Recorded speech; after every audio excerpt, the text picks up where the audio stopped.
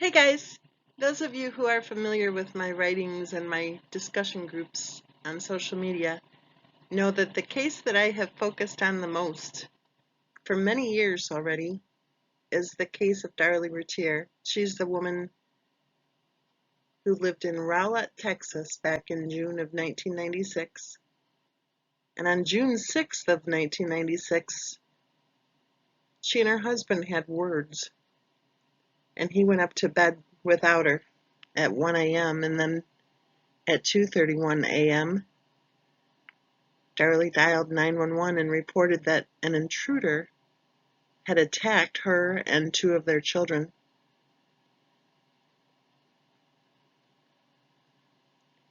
Well, I got to thinking about something about the case of Darlie Routier. In one of her post-conviction interviews from prison, Darlie said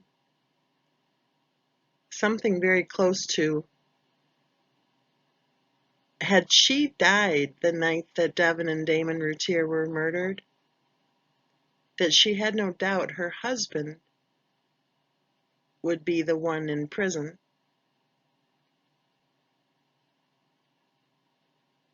And I got to thinking about that, with all of our discussion about the case of Christopher Watts. And I wondered if Darlie had died that night,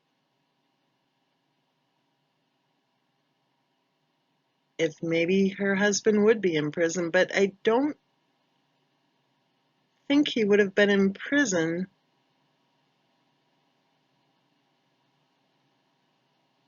based on any faulty investigation or attempts to frame him, I think was what Darlie was trying to convey in that interview.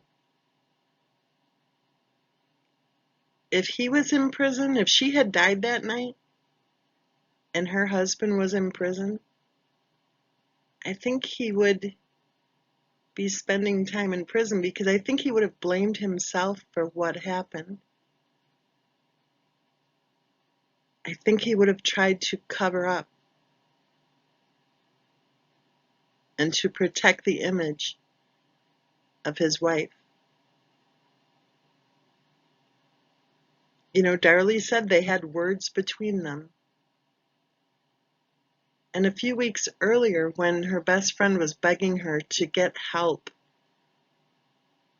because she could tell there was something very wrong going on, and she kept reaching out to Darlie and to her husband saying, "Please, Darlie, you need help.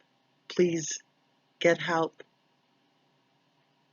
Darlie told her at one point that she didn't want to go for help. She didn't want to ask for help or go to counseling because she was concerned how that would appear in the custody battle down the road.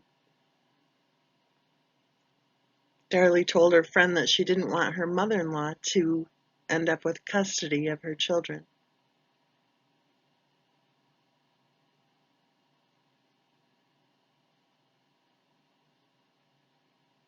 I think that what Darlie said is probably true. I think that if Darlie had died that night, then I do think her husband would be in prison, but I think it would be because he would have felt that it was all his fault, that maybe he pushed her over the edge,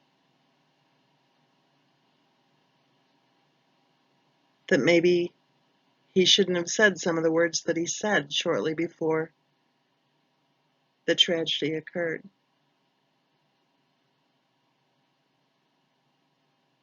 Maybe he would have accepted a plea deal to try to avoid the risk of getting the death penalty.